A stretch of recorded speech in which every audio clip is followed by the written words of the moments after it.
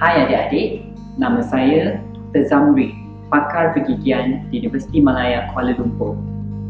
NoStart adalah platform yang dicipta khusus oleh kami, para penyelidik, bagi mencapai matlamat Malaysia bebas rokok menjelang tahun 2045.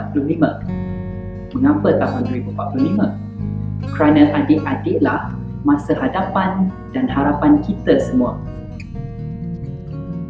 Adik-adik, mungkin ada yang pernah bertanya-tanya, kalau betul merokok itu berbahaya, kenapa masih ramai yang merokok?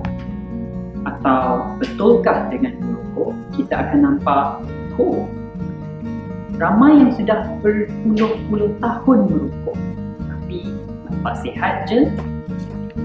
Atau betul ke vape itu pilihan yang baik untuk menggantikan rokok?